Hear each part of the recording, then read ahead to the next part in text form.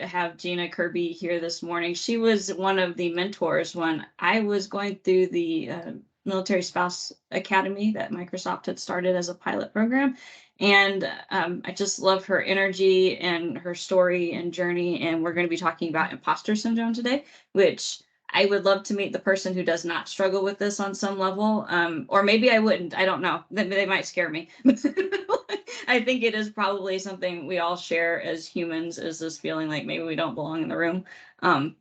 And that's why I thought it would be a valuable topic, either on the job search or if you are new to a role. I know that's where I experienced it huge. So, Gina, welcome.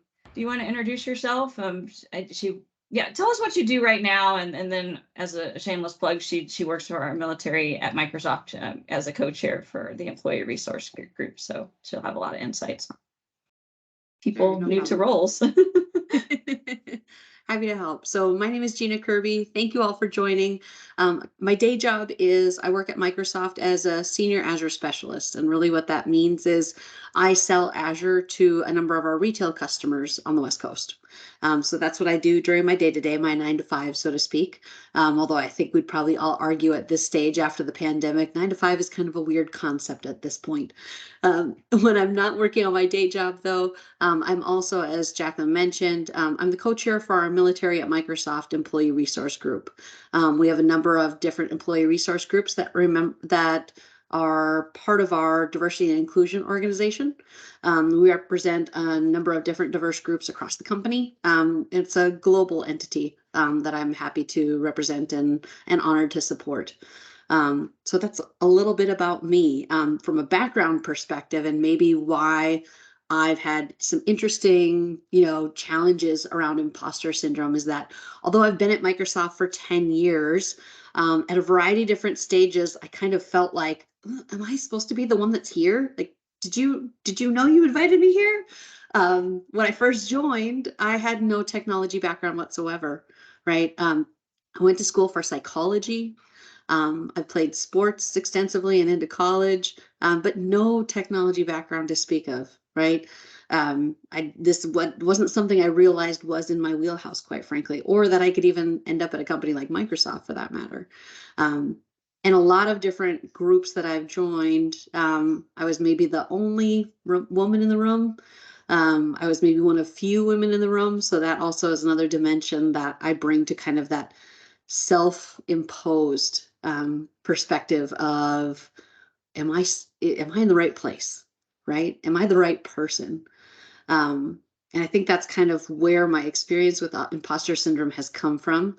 And I'm happy. I've actually had a lot of conversations about this with a number of people. As Jacqueline mentioned, I have mentored for the Microsoft Spouse Technology Academy, as well as Microsoft Software and Systems Academy. It's 2 different programs that Microsoft runs in support of our service members and spouses who are transitioning into the corporate workforce. I am by no means an expert, right? I'm simply somebody who's experienced this. I haven't studied it extensively. I've had a lot of conversations about it, but that's really where it comes from. That's why Jacqueline asked me to kind of talk about this topic. Yeah.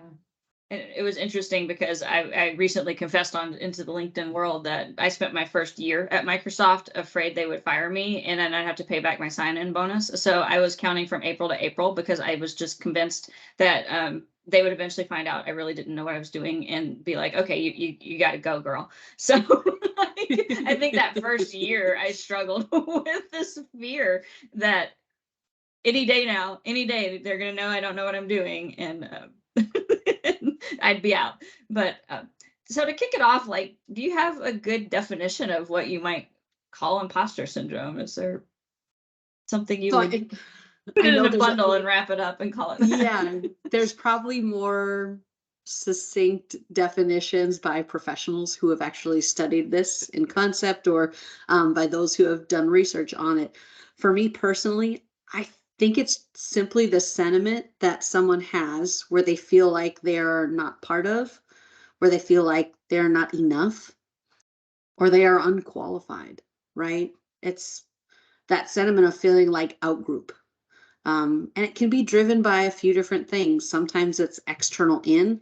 Sometimes, and for me personally, it's internally driven. That's where it comes from for me.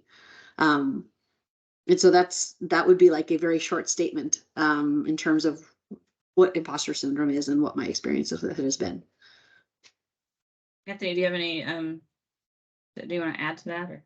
Yeah, no, I mean, it's a similar feeling. I remember my first few months at Oracle, I'd say half of my colleagues from AWS, the other half were from Microsoft, and I'd never been a full-time employee at a tech company before, much less in software development or anything we were doing. And I felt like an outsider. I was like, they're gonna find out I don't know anything about that. I can build stuff. I'm really good at construction, but they're gonna find out. And over time, what I realized is I had to one, learn a lot. Like there's so many different terminology that I just wasn't familiar with. And this book that really helped me, it's called The Phoenix Project. I'm not sure if you've heard of this book, but an old boss recommended it to me, and I read through it, and it gave me just a great 50,000-foot view of okay, I have a better understanding what the hell's going on here and how to kind of solve some of these problems. But it wasn't until I took some active learning in that where I felt confident myself that I started realizing, hey, I can drive timelines. I do remember things very well. I can't continuously follow up and find the answers for the things we're working on, and I don't need to even know what they are. I'm just really good at those things. So I just started having that confidence. And again, that active learning for me was pretty big. So I recommend the Phoenix Project for anyone who's new to software development or just the technical world in general. It's a nice narrative, it's fiction, but it follows nicely to some of the things you deal with. Oh, I like fiction. That even sounds better. I know. You give me a story and it's going to help with all these things. It's amazing. Yes, I love those sentiments because of how new everything feels and how sometimes I really have to just step back and say, wait, what am I being asked to do? And just take that. It's almost like a Frozen 2 moment where it's like, just do the next best thing or the next right thing and go with that. And sometimes that's all I had, but because I was marinating in imposter syndrome. So do you believe everyone struggles with it? Is that a pretty common Well, I think I even had it in the Army, to be honest. I'm pretty sure when I got to my first unit, as a leader, as a platoon leader, you're near the Army. All your soldiers, your platoon sergeant, they're not near the Army. They've been through deployments. They've seen all kinds of things. So I think even then, I was like, these guys are gonna know I don't know what the hell I'm talking about. But there, you're more empowered by your role, so it's a little different in that I know what my role is. So it's up to me to live up to it. But still, you're like, I don't know what I'm talking about. I really don't. I'm new to the. So yeah, it's always going to be there. It's just I didn't know it was even called something like that. I would never be able to identify. You just kind of something you just kind of deal with yourself. So I can say if you deal with it in the military and you deal with it in tech world, then it turns out probably everybody deals with it. any additional insights? Yeah, I think a lot of people experience it in some way, shape, or form. They might not have like the name for it or the language to call it something.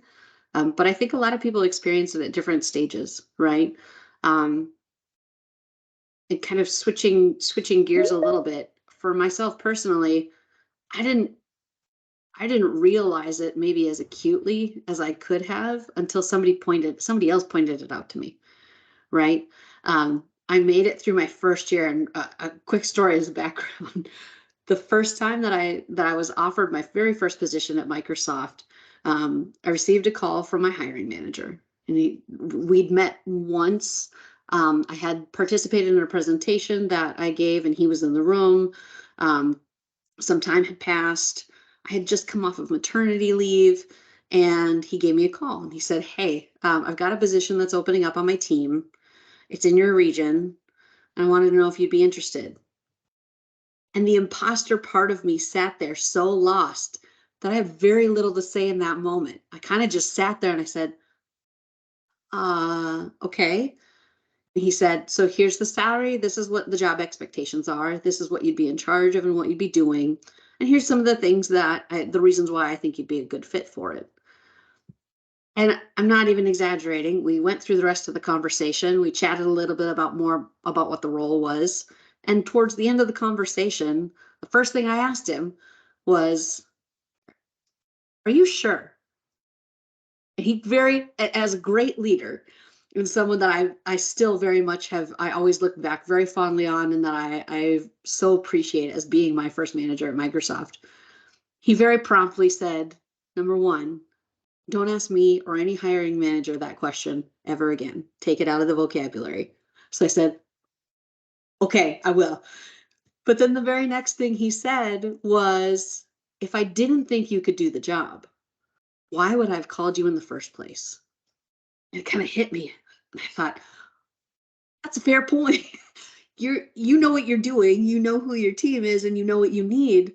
So you're calling me for a reason, right? I went through that first year, and the whole year I could not have felt more like a fish out of water. And it was because I felt like I was surrounded by people who were more tenured, right? Like Anthony mentioned, they'd been part of the business for so much longer. They'd known our customers for longer. They knew more about Microsoft and technology in general, just baseline about technology in general more than I did. And I got through the end of that year, and we attended an event, and we were sitting there as a team, and somebody had given me a compliment. And this is separately something that I struggle with personally. But somebody had given me a compliment, and I said, oh no. And he interrupted me right as I was about to decline the comment. And he said, hold on a second. Over the course of the past year, who told you that you don't belong here, or that you don't know what you're doing and you can't hack it? And I stopped, and everybody in the circle got a little bit awkward for a second. And I thought, you know what? No, I guess nobody said those things. And he said, so where is this coming from? And it was so pointed for me that I had to stop and think, wait a second. Yeah, that's right. Nobody else said anything like this. It's 100% in here. Right. And that was a big moment for me to start understanding that for myself, where my imposter syndrome is solely driven, and a lot of where it comes from is my own self-talk, right? The words that we use to ourselves and about ourselves when no one else is around, right? The reason it's been super valuable for me to understand that is because now, whenever I catch myself doing those things or falling back into that habit or feeling like, this is not going well, or I am not the right person, or I should not be the person, I take moments to step away and pause myself and really think about, where is this coming from? Did someone say something to me that is triggering this in me? Or am I just 100% in my own head? Right? And both of those things can sometimes happen. Part of it can sometimes come for me, it can come from like challenging feedback, which is always a good thing. Feedback and opportunities for growth are a positive thing. For me personally, it ended up being, how do I take that feedback and utilize it so that I can improve, but not allow it to bring me in that place where I start doing that self-talk about not being good enough, right? Or not being the right person. And so it's something that I continue to work on, and have, quite frankly, over the past decade that I've been at this company, and I continue to do it. It's just simply that now, by having the language to understand it, as well as having some things that I use in my back pocket, some tools, like spending time with myself and journaling, or thinking about it and then going back in my head and thinking, did something happen in the past day, the past week, the past month? Where is this rooted? And the other thing that I really enjoy doing is doing something similar to this, which is talking with your peers. It's a great opportunity to both continue to get feedback, but also think and ask the question, am I off base, or am I on track? Do you think I'm still doing well? Do you think I'm still performing? Do you think I'm still hitting the benchmark? Because having an accountability partner, somebody that you can trust and that you can ask those transparent questions to, makes a huge, huge difference, right? And for a lot of us, I think, and especially for those in the service that I've met, the benefit of that is that we want to continue to serve. It's so important to me to continue to be supporting my teammates in my day job, to make sure that I'm carrying my weight, right? Am I contributing to the team and doing the right things? Or is there more or different that they need from me? And the same goes true for the work that I do as part of the ERG. I constantly am asking the community, our board, our sponsors, what else can we be doing differently? Or is there something different that I can do that will make this more impactful and that will make this better for everybody else?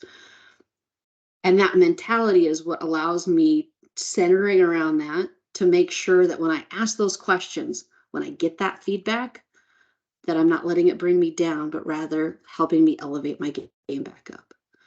And that's what helps me also get out of that imposter zone. And it's because nobody's saying, stop, quit, back away. It's let's do this a little bit differently, or maybe consider, or let's think about. But nobody has ever actually said any of those things that I had in fact been telling myself. And understanding how to accept those things, internalize it, and then use it is what's really helped me continue to work through my imposter syndrome. And to be clear, it's not like it's perfect, right?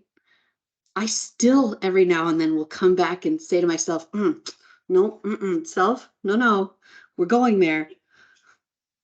But now I have the mechanisms that I can use to start controlling it.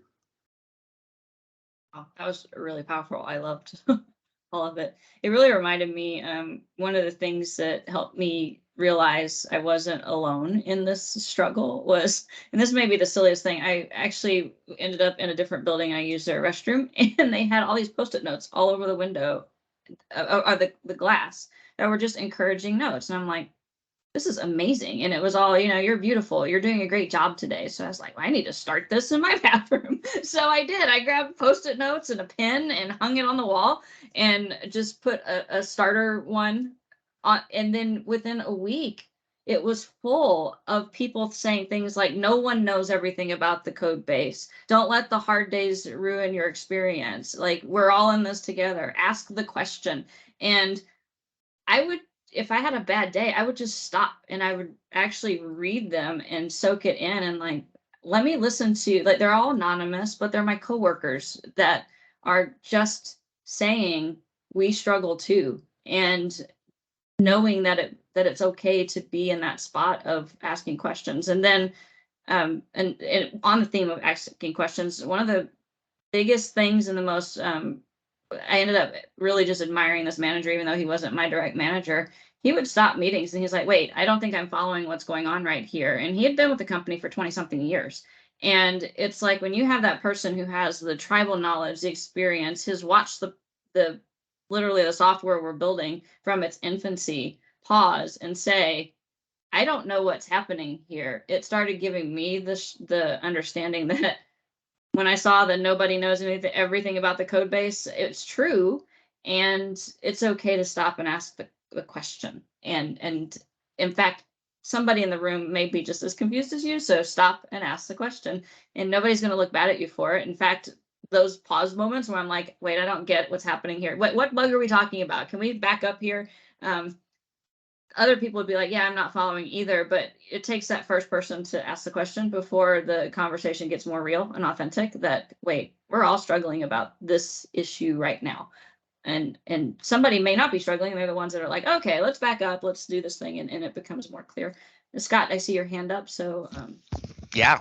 Can I have the floor for maybe a minute? Yeah, go for it. That's what this is about. my entire career has been in tech. I've worked as a consultant for 10 plus years. I've worked at small companies. I've built systems for dog waste pickup, travel agencies, etc. And then I've also built systems for like single products for the restaurant industry in these companies that are raising like $80 million Series C.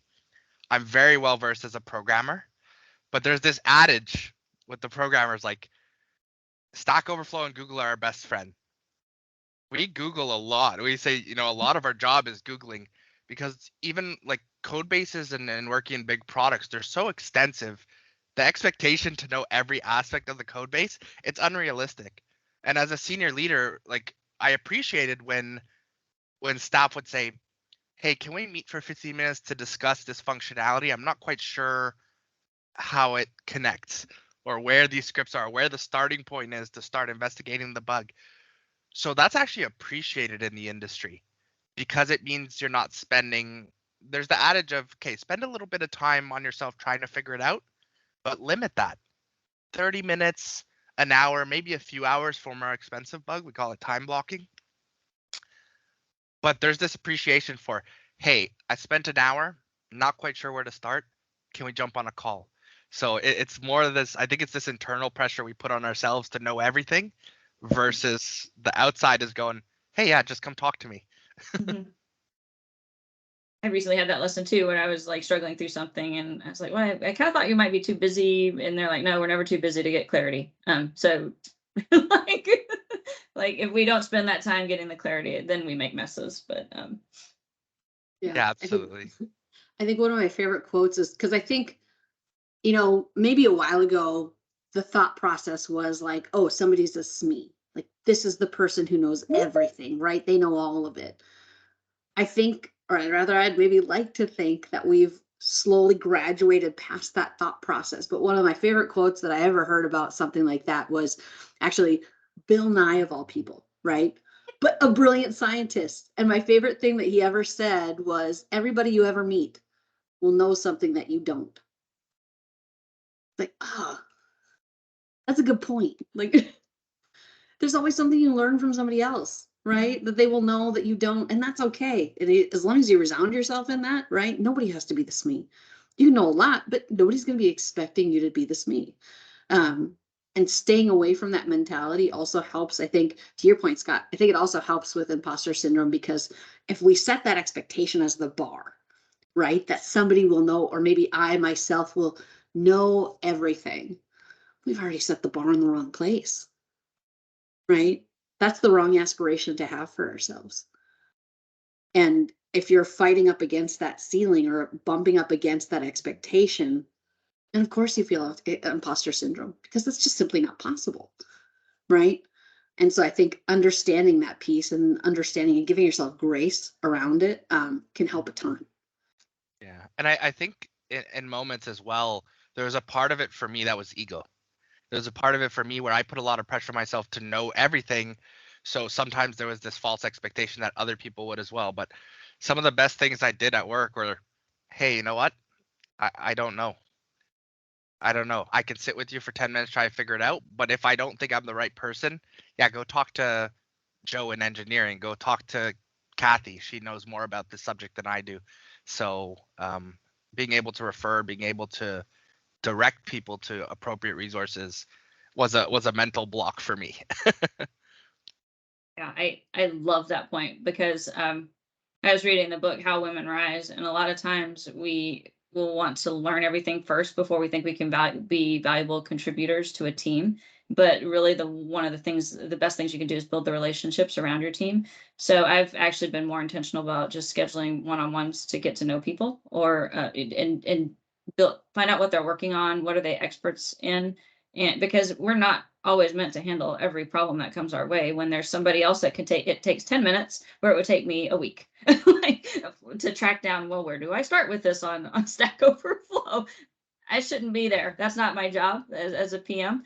Somebody else is already there and they know the answer. So make sure we're connecting to those people and understand that. Yeah. I think when we start to value time more, and not from the aspect of I don't want to spend time with you because my time's so important, but from the aspect of I've spent the time I'm able to, and we're still not making progress, or the progress that, there's no forward progression here. Spending a week with you is a waste of our time, not my time, our time. So let me direct you to somebody who can spend less time because they know what they're talking about in this area, and I don't. We do have quite a few chat comments here that I just want to highlight. So Jesse says it's difficult the balance of staying humble, but being confident enough to know that you're capable. Anybody want to chime in on that? Have any insights around that? Otherwise, I'll say that is true and then move on. Let's see.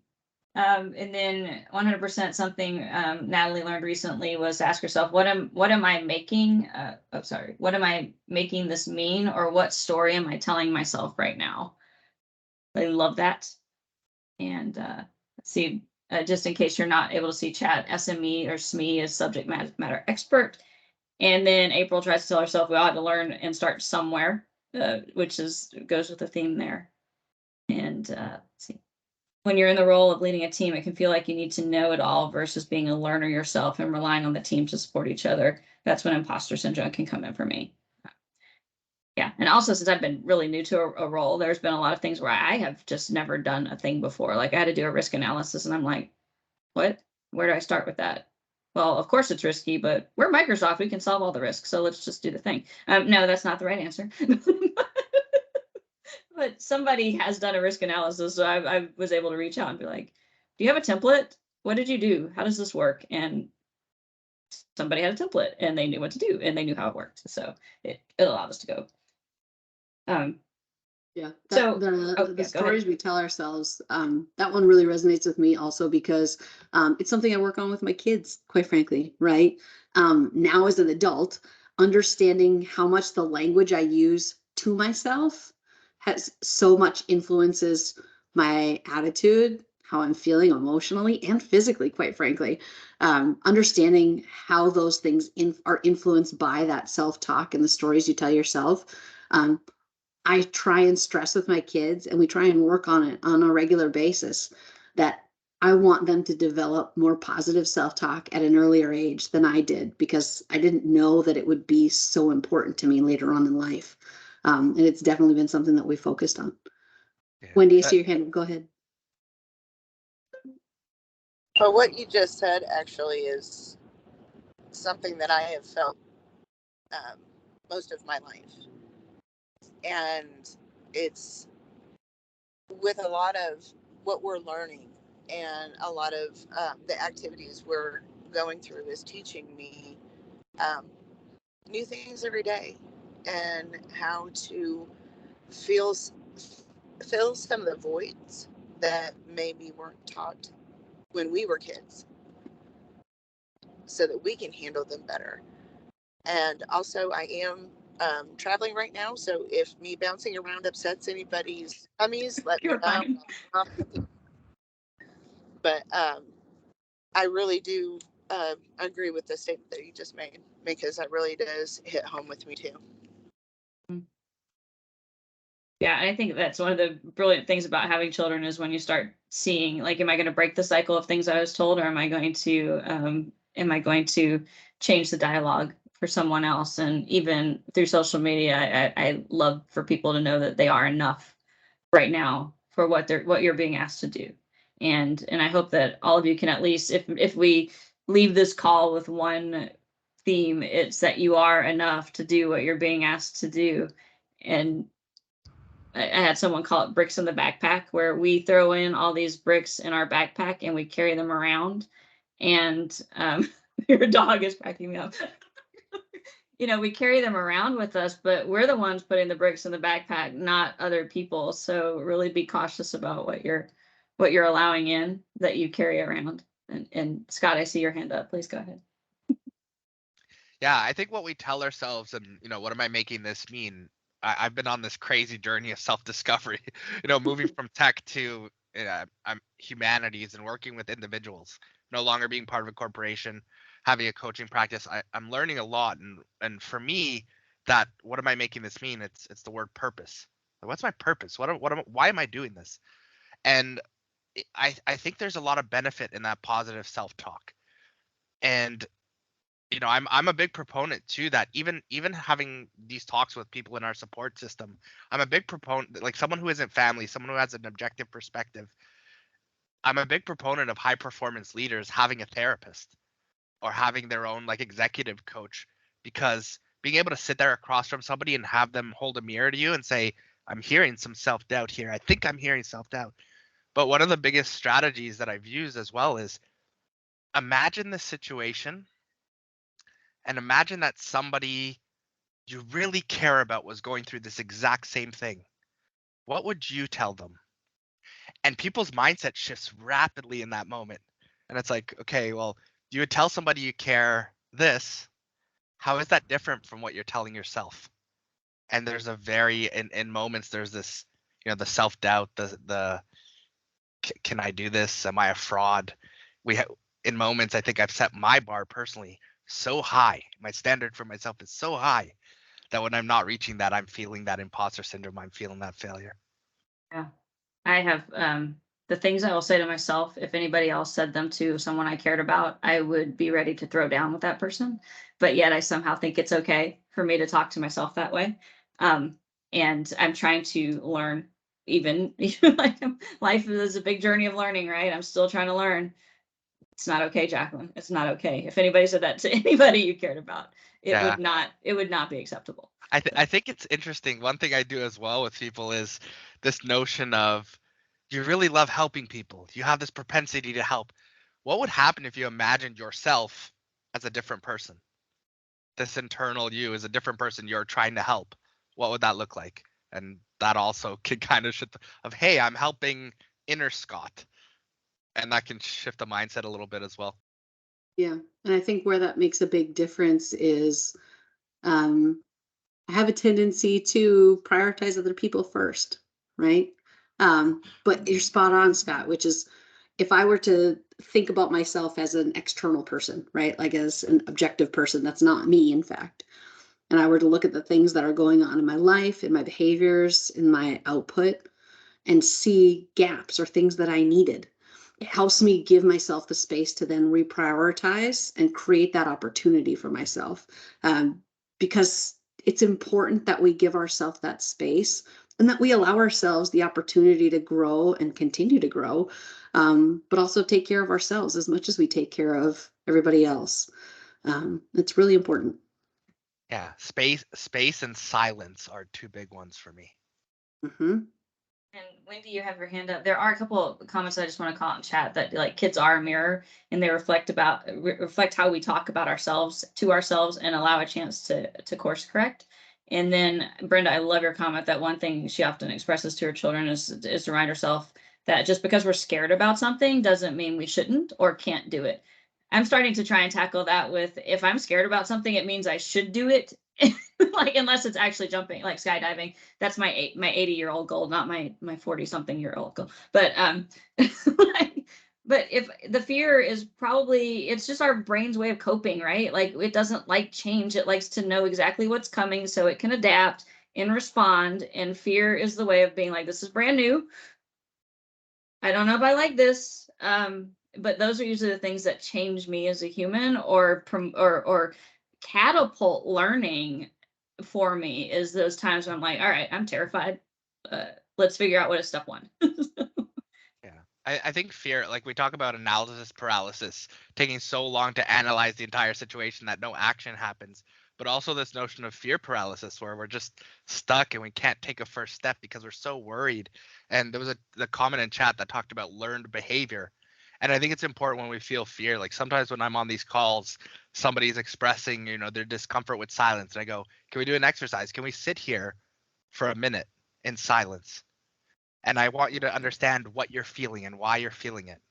And they'll sit there and go, I feel embarrassed. I feel confused. I feel sad. I feel really sad. And then after the minute, I go, hey, how you doing? And all that goes away. And I think for me, one of my mindset shifts has been feelings are temporary. Think about a time where you felt angry, you felt loved, you felt sad, you felt tired. After a while, that feeling passes. And I think understanding that for me is like, is this feeling or is this logic? Because once the feeling passes, my logical brain kicks back in. So that separation has been important in combating fear for me. Fear is a big factor for me. I just about everything that everybody has said, I can honestly relate to in some personal level of my 48 years, 49. I'm sorry, forgot how old I was. But it's such a challenge, and for me to make that leap of faith to join Merit and to try to join these activities, because I learn a lot from everybody's experiences, and I'm so glad that you all are willing to share your experiences, because it does make a difference in how I'm able to process. And one of my main goals in life has always been to help as many people as I can. It's just for and that goes back to what you were saying before, is because what I say to myself, if somebody actually said that to a friend, I completely agree with you. There would be fists flying. So, but I appreciate that I got to come in and join, and because this is making a big difference for me, and I really do appreciate each and every one of you. Yeah, I'm really thank you for being here. And Gina, I see your comment in chat. I would love for you to expound on that. The perfect doesn't exist within people, and how does that line up with the goals and aspirations? Like, what?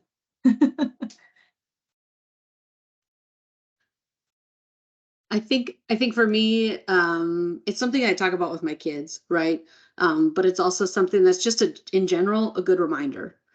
And that's perfect doesn't exist within people, right? People and our human nature are not perfect. Literally no one is. We are flawed, right? And that's okay. But also there can be beautiful things that we learn as a part of that, right? So, and I think the reason that we talk about it, that we stress it, is because it's important for me that they understand your mama does not expect that you are perfect. That is never something that I'm going to ask of you, right? But also that I don't want them to, as they continue to grow and continue to be exposed and experience the outside world, I don't want them to feel that the outside world is okay in setting an expectation that they also be perfect, because it's unrealistic and quite frankly unattainable. And it's not a good place to put ourselves in, to place that expectation on ourselves. And so understanding that as early as we can make such a difference about how we perceive our place in the world in relation to other people, right? On a variety of different dimensions. And so because perfect doesn't exist in people, it's also though something to understand that something important that I also work on them with them is we will never be perfect, but that doesn't mean that we can't grow. That doesn't mean that we can't have aspirations, we can't set goals for ourselves, and that we can't strive to be better, stronger, smarter, right? All of those things. Setting goals is fantastic. I just simply don't want them to be in a place where they set a benchmark of perfect or perceived perfection as that's where I'm trying to achieve and attain, because then it's very difficult to try and feel like you're making any progress. And so that's where we marry those two things. That's just gold right there. And I think one of the things that I've tried to switch to help with the dialogue and the perfectionism at work is when I'm struggling through something or having someone review it and I get that feedback and I'm like, thank you. Thank them for being brave enough to give me the feedback, because they may be very uncomfortable with that too and not know how I'm going to take it. But then just comment, well, this exercise, I've learned a lot through it, and really acknowledge the growth moment that happened, and grab it and hold it and view it like a little diamond that sparkles in all these different ways that we can look at it, because it is that complex and that, and it's beautiful. Like I was fussing at somebody for not giving me feedback recently in my personal life, because I'm like, if you don't give me feedback on things that I'm not doing well, you're actually denying me the opportunity to grow as a human. And that's what I want to do in this life, is to leave the planet better than I came to it. And so I think that's a piece of this whole conversation, is how do you give the feedback? How do you, are you brave enough to do that for another person as well? And say, when this happened, it made me feel blah, or, whatever that might be, and give that opportunity for growth. So, and, Scotty, go ahead and with your hand up and Yeah. There's a lot of little, I call them knowledge nuggets. There's a lot of knowledge nuggets in what Gina and you had just spoke about. This notion of perceived perfection. If I'm not perfect, I'm not successful. This notion of putting our best foot forward, our best face forward on social media. That puts a lot of pressure on us as a society. And I I think that's the reason a lot of our mental health is waning, a lot of our anxiety is flaring. And as someone who struggles with mental health, depression, generalized anxiety disorder, I like to say I'm perfectly imperfect. These are the things that make me a high performer, that internal struggle. The imposter syndrome is like, I'm challenging myself to be better. So if it wasn't there and I just think I've made it, there's no room for growth. And then when we talk about, giving the feedback, I think one thing that's important to understand is the difference between nice and kind. Nice can be, hey, everything's okay. No, don't worry about this. I wasn't offended. And, we're dishonest in moments like that. And being kind is, hey, I understand things happened here. How can we resolve this?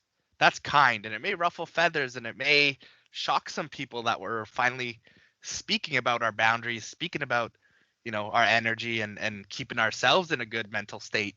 But I think that's a difference between nice and kind.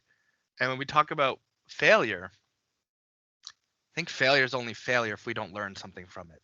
If we think about all the failures in our life, what's one takeaway from that failure? And a lot of times people will go to the positive. I learned never to do this again. So just those are my thoughts. And Wendy, you wanted to chime in? Did we lose you? Well, if I can stop hitting the wrong button, okay. Scott, I wanted to for bringing up mental health and anxiety. I suffer from anxiety, panic and anxiety disorder, and I have been terrified through school and through even some of our cohorts where we get together to do things. And I try to keep that hidden, and you acknowledging that. I just wanted to let you know that made me feel a little bit braver. I think all of us have probably changed as humans with the pandemic as a whole. Like I had never actually experienced a panic attack until I was in the middle of that, when everything felt like it was falling apart. So that was new. I thought I was actually having a heart attack.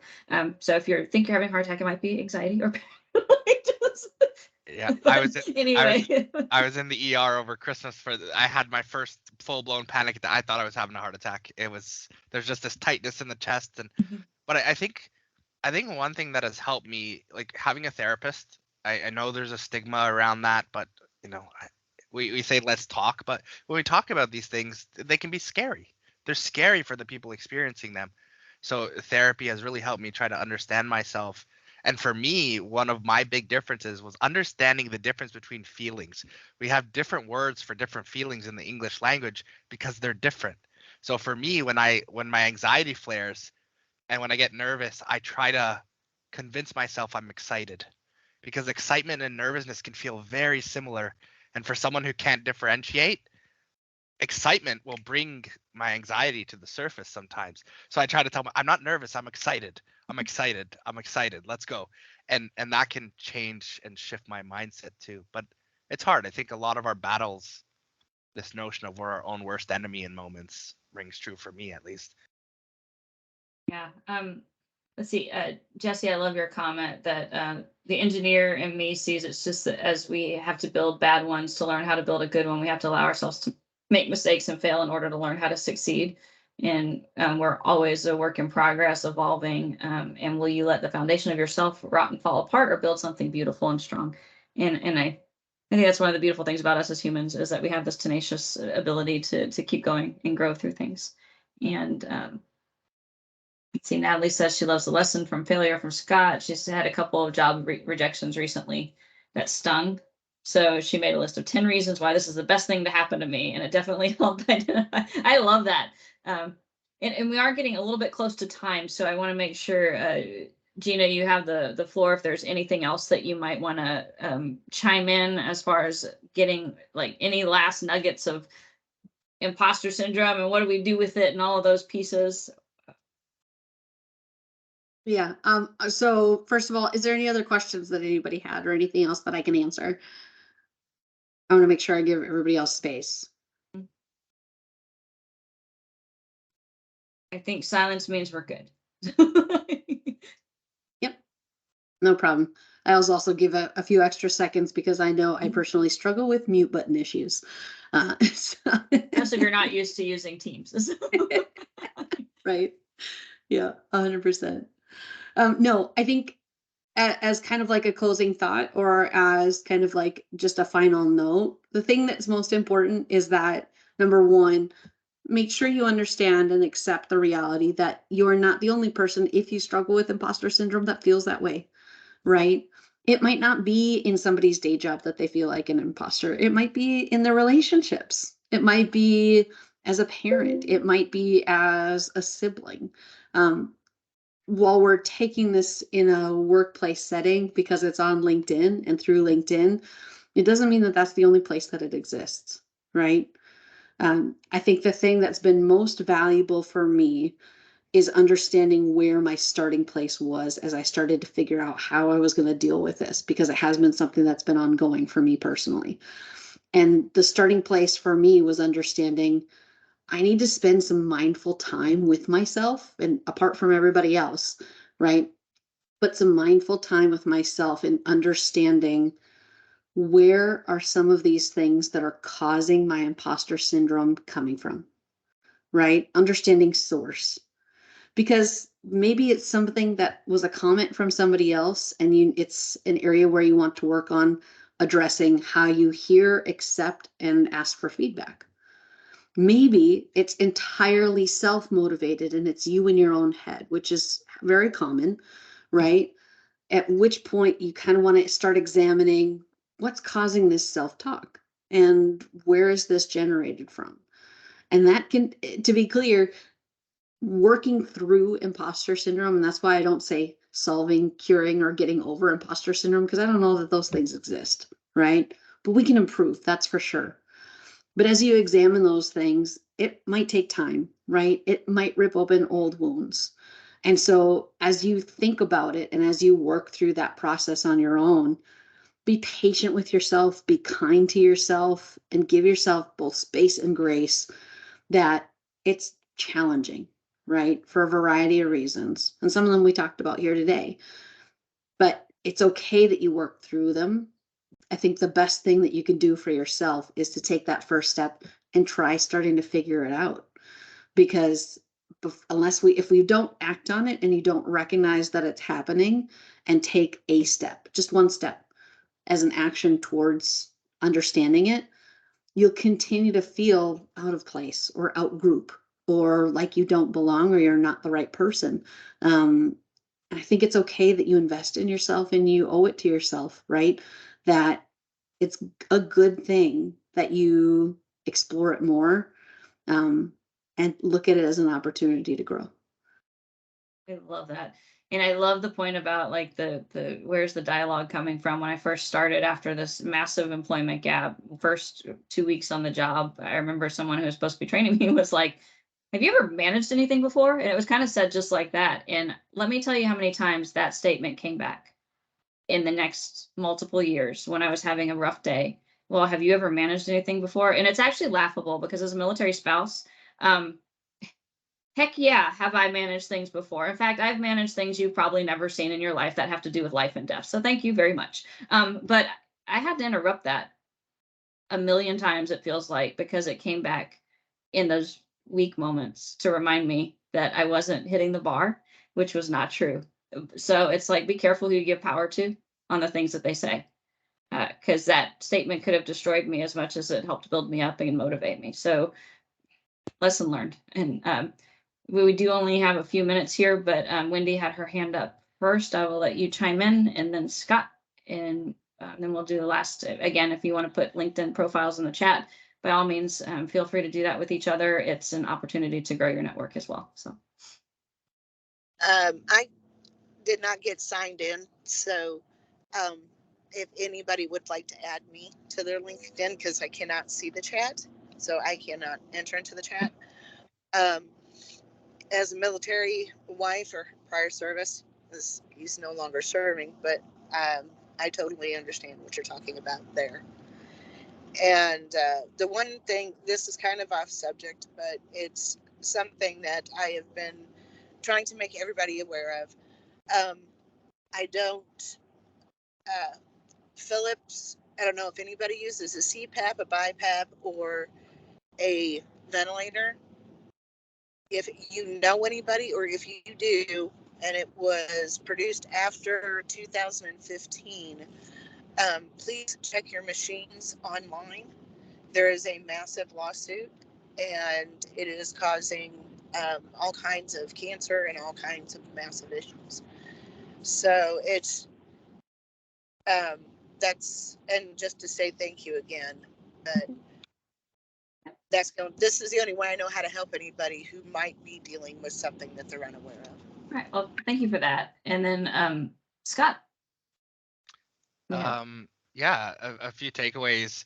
So just based on the last subject, I had undiagnosed sleep apnea for a while, and I was wondering, why don't I have energy? Why do I feel like crap in the morning? And it was that undiagnosed condition. So I really push people, if you're struggling, seeing medical doctors, going to therapy, and helping unravel some of that, because without the root cause being addressed, sometimes there's this domino effect.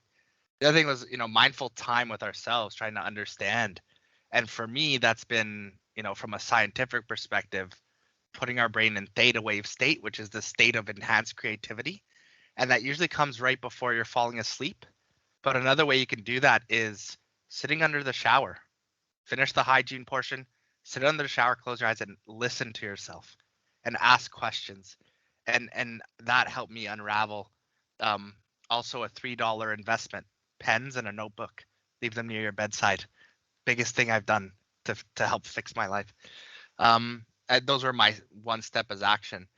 But we also talked about, like, be careful giving power to people, but in the same breath, be careful giving your power away. Be careful lessening your power. And I hear this all the time when I speak with more so female clients, where it's like, yeah, this might be a bad idea, but, and then they come up with a brilliant idea. Present the idea and just, how do you feel, or what do you think, and leave that open-ended conversation. But this notion of giving power away, I see it all the time. Yeah. Right. Thank you for everyone who participated today. This is one of the more actually interactive mentorship lives we had, so I appreciate all your insights. Anthony, Gina, any closing words before we take this one down and call it done? I'd just say last, I'm a little older and more confident in what I do now, so I don't really have what I think would be called imposter syndrome these days. I look back and now it's just the stress of being in a new job or the stress of not knowing. So like, you're totally going to work and get past certain things, but jobs are always going to be different. And I'm a consultant, so I work for different companies, and oftentimes they can't know I don't know what I'm talking about. So I have to go in there and project confidence and like, no, I totally know that. Let me just write that note down and Google it when I get out the door. But so it really takes it on you of like, the only way I'm going to overcome this is I can't go home and rest when I'm tired. I need to go read this book, or I need to go watch this video on this topic. And if I don't own that, the stress is just going to keep building. So one of the things is, for me, like, it's just that accountability that you're going to have to learn. Like, there's nothing I'm going to be able to do in my life without having to continuously find something to learn on it. And that's what gets my stress out of the way. When I have grasp over what's going on now, over the subject matter, it just dissipates. And now I can focus on, actually producing and delivering results and helping my customer. So that's Right, what. thank you. Thanks, Anthony. And I guess the closing thought for me would be to kind of back up what Anthony's mentioning, which is give yourself a huge pat on the back, a high five, a gold star, whatever you do that you give yourself props for, but do it for today. Because even attending this session, if you attended because of the topic and the subject, if you attended because Anthony and Jacqueline are fantastic people, if you attended to learn or network, whatever the reason, you're investing in yourself in this moment. Now, keep going. Great. Love that. Thank you so much. And I think I've said thank you 15 times, but that's just because I mean it. So thank you all for joining. I will turn the recording off, and if anybody has any other questions, then yeah, I have